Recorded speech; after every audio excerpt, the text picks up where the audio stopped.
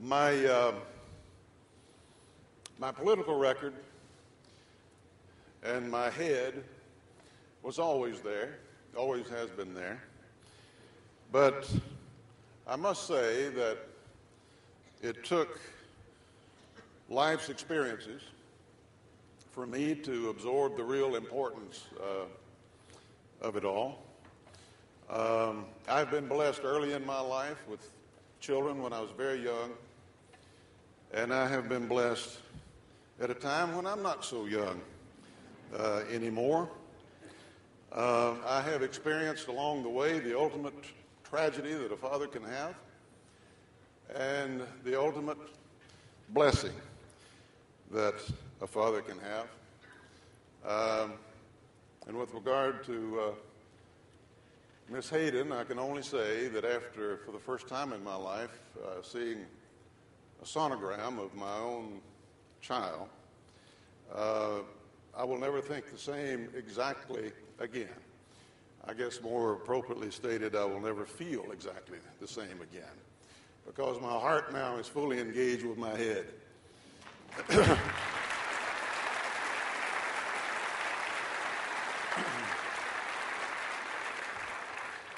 As President of the United States, no legislation will pass my desk that funds or supports this procedure without my veto.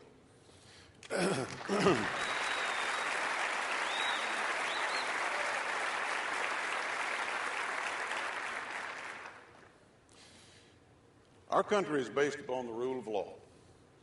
We talk about democracy, we promote democracy, we know that the spread of democracy makes a better, more stable world, and therefore a better, more stable future for the United States of America.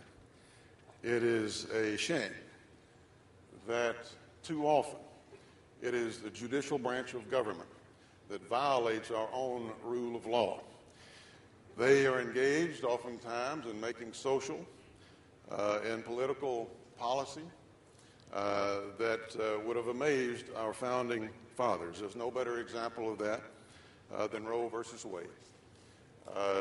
Justice White called it an act of raw judicial power, which is exactly what it was. The latest example of that has to do with the same-sex marriage issue, where judges have taken it upon themselves to take something that has been the case since the dawn of civilization, and that is the recognition that marriage is between a man and a woman, turn it on its head.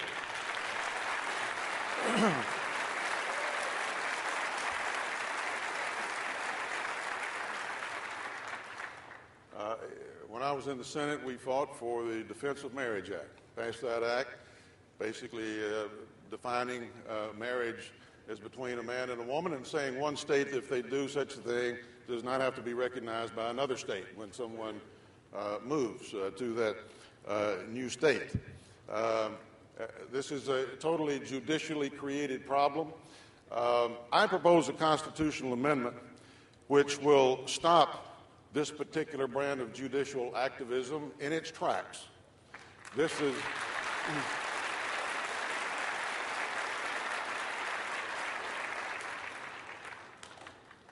I had all this brought home to me again, the importance not only of these issues, but of judicial restraint.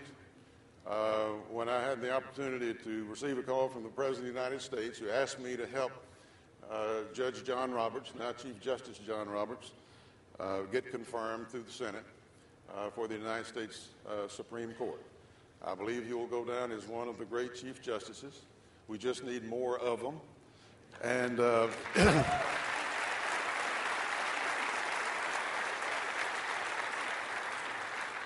and it caused me to think back through a bit of our history, some of which we've all lived through, where good presidents have nominated people they thought would be good judges and have been disappointed. And too often the criteria has been confirmability. Well, obviously you got to have confirmability. Judge Roberts proved that quality will win out in the end. And it brought home to me again the necessity, I think, for a president of the United States in the future, if he is confronted with an increasingly partisan bitter reaction to good people who are nominated for this position, and they reject that nomination, you ought to send another one up just like it and have the fight all over again.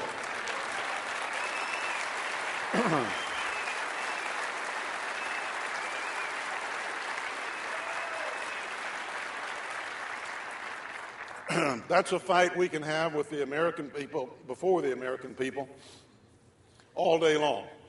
And we will win in the end if we are persistent and we stay with